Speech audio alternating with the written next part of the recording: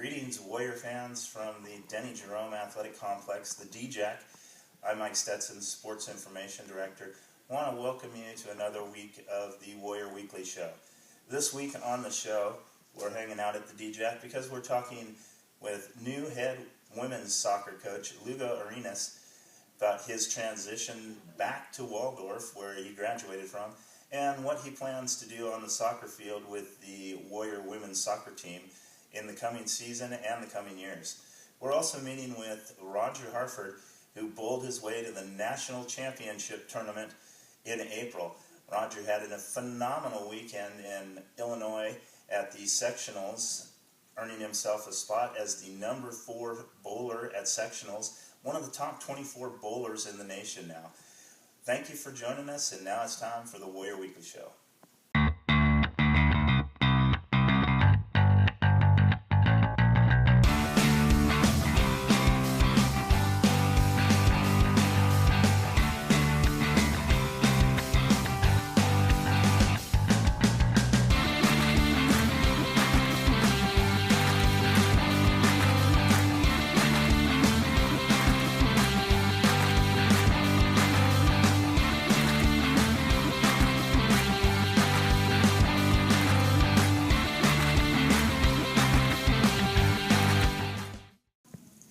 Welcome to this week's Warrior Weekly Show.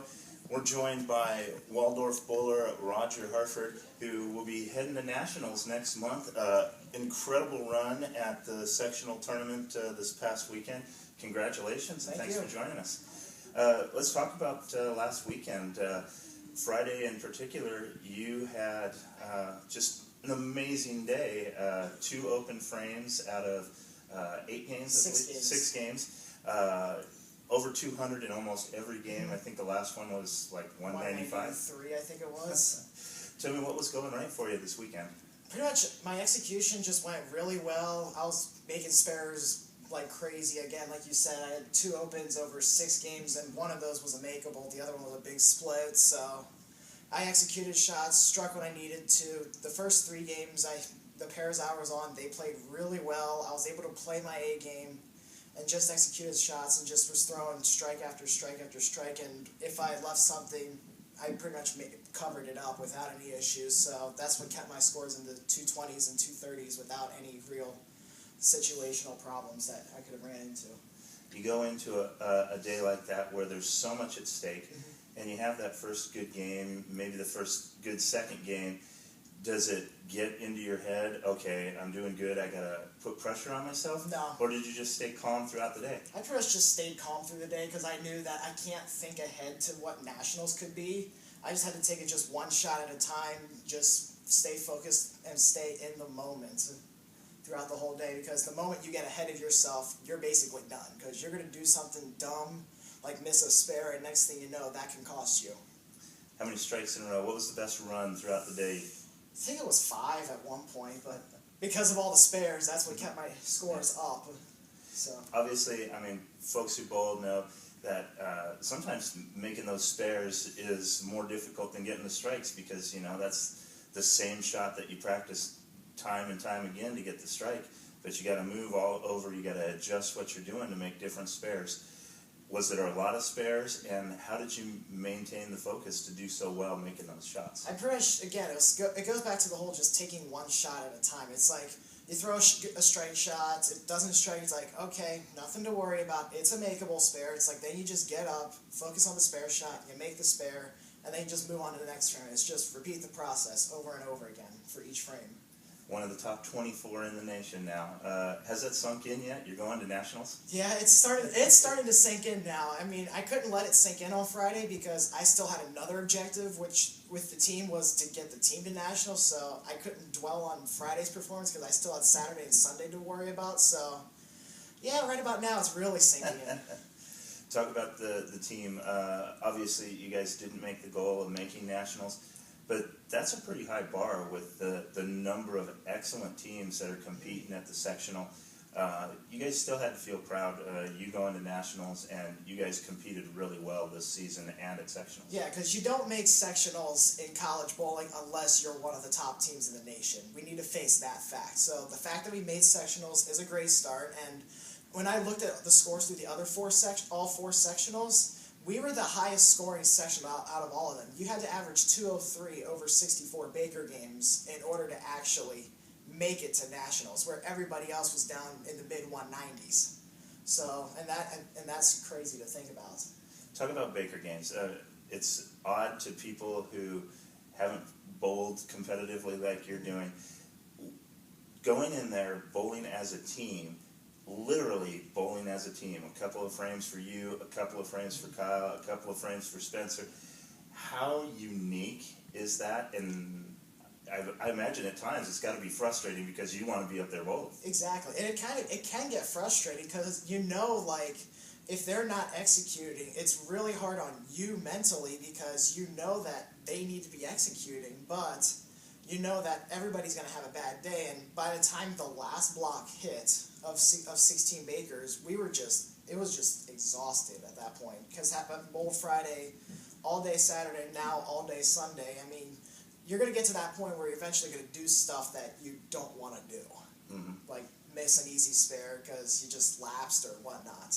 And that's a long weekend too because, I mean, your usual tournaments, you're bowling 10, 12 games as a team, singles and Bakers and everything. 64 games in 2 days. Yeah, that's a lot of bowling, especially because a 4-game Baker block's about 45 minutes, and we have 16 of them over the 2 days. You got 4 Saturday morning, 4 Saturday afternoon, 4 Sunday morning, and 4 on Sunday afternoon. And then you had the 6 individual games before that, so in the end, you're probably bowling, it's not about 20 games worth, which doesn't sound like a lot, but considering the stakes that are there and the competition you got to bowl against, it's a lot of pressure, and you have to keep it from beating you up on the inside and on the outside. Now, next up is nationals. You get a month before you go, almost a month to the day now. What will the preparation be like for you? Pretty much a lot of practice, just making sure that everything's in tip-top shape and probably get my game to the best where it's ever been in my life because these are the best 24 bowlers out there, and I know that I need to be on my A game in order to actually make it to TV. So, got to practice hard. It's nice to work at the bowling alley because I don't have to pay for my game, so I'll be able to practice a lot, and I need to take advantage of that opportunity. How exciting is it, though, for you? I mean, I would think a lot of people are like, well, I made it to nationals, and that's a goal accomplished. You got to be excited about that. Yeah, I am, but I'm trying not to look too far ahead into TV because I'm looking at once I get out to Lincoln, then I got to worry about the 6 qualifying games, get myself to the top 8 so I have a bye in the first round right away, and then you just take it one block at a time, one shot at a time, so on and so forth. You just can't get ahead of yourself. How cool would it be to make those TV games and, I mean, literally have a shot at a national championship? It would be great because we can get the Waldorf name out there to the public and get it faced out onto TV, and it's like, hey, we've got a national qualifier. There's something about this program that's going the right way. And hopefully doing that can also bring in a lot more bowlers as well. So part of the ability to be able to bowl for a national title on TV, there's also a little bit of a marketing aspect for this school as well. It's still a fairly young team. You're a junior, so you'll have another year to do this again. Has what you've accomplished this year kind of raised the stakes for the team? Has everybody a little bit more excited and a little bit more hard work during the off season so that they can accomplish even more next year? I think part of that is time is going to tell, but I also think that it really should motivate everybody to, hey, we really can make it to nationals. We've got someone that has made it to nationals now. So now we know that if a bowler can make it, we can get the whole team in there. Because when we did the averages for the team part, we averaged 180 something, I think, and the cut was 203. We look back at all the open frames. If we would have covered up about 90% of those spares, we would have been right up there. So we know we're there. It's just we just cannot let ourselves do things that hurt us. Well, I appreciate it, Roger. Good luck next month. I know the next month's going to be busy with a lot of practice, so good luck at the practice lanes and good luck at nationals. Thank you very much. I hope you bring home some top awards. That's what I plan on doing.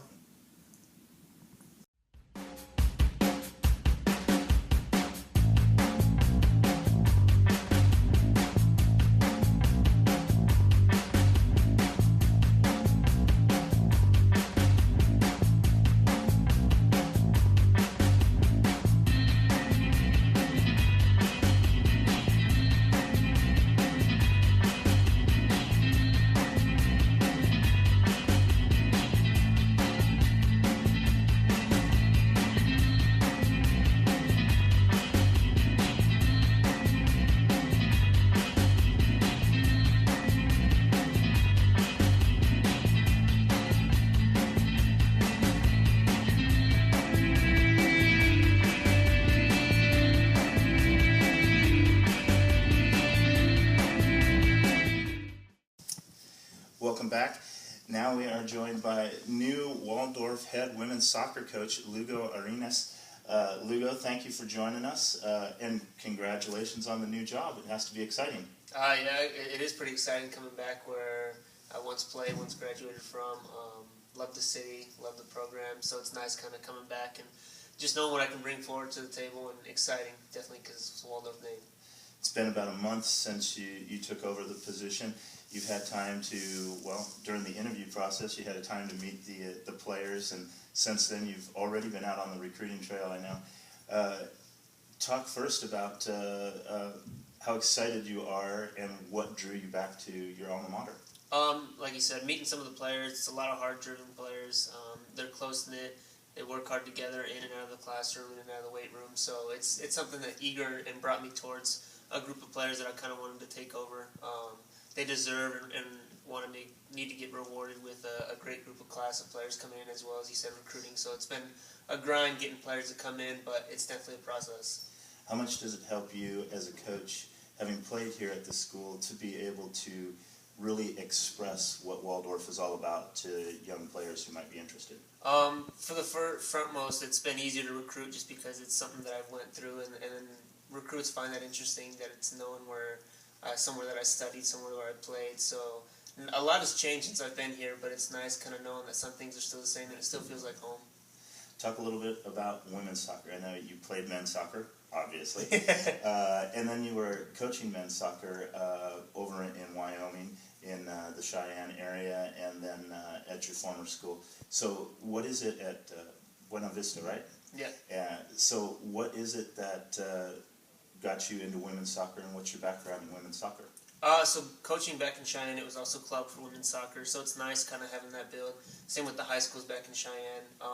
And then building up with courses that I've taken throughout my coaching career, it's been easier to kind of get involved in goalkeeping and such like that as women's soccer, being that over at BV. So it's an interest in the game that I enjoy. I mean, they're a great group of girls to be around of, and women's soccer is just, it's a more of a tactician game, and that's what I enjoy. I love the small things that go into soccer.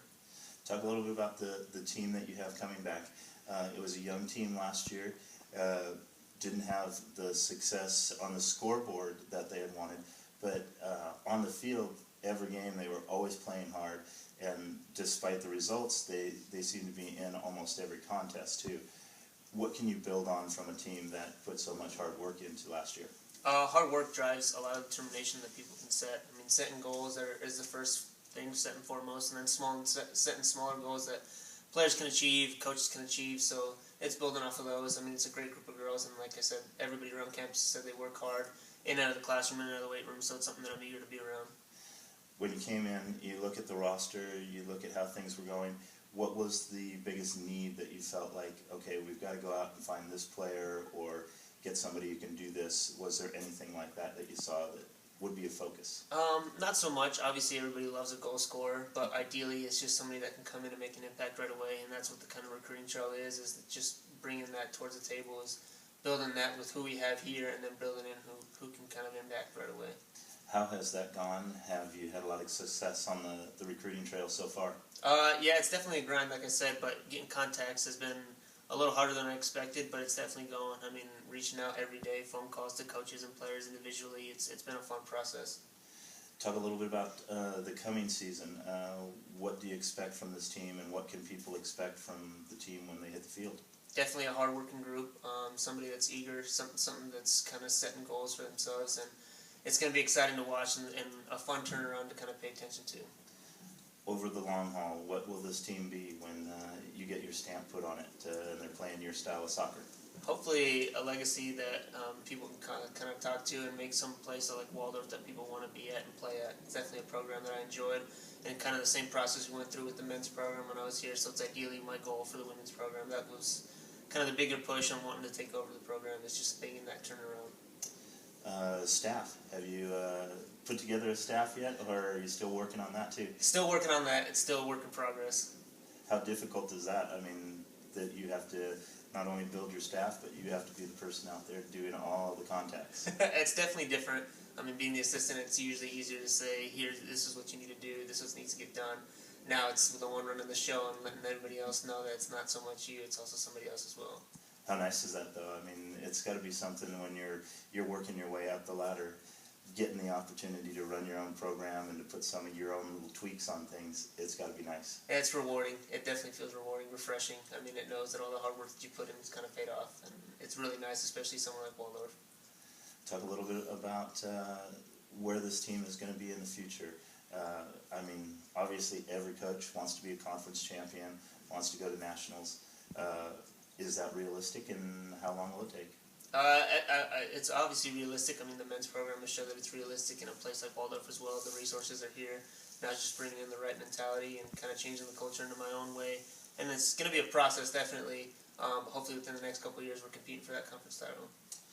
Anything else you want to tell folks about yourself or your game that they can expect from you in the coming years? I'm a very emotional coach, so I love getting animated on the sidelines and then enjoying the success that the players grow, because it's more their hard work than it is mine.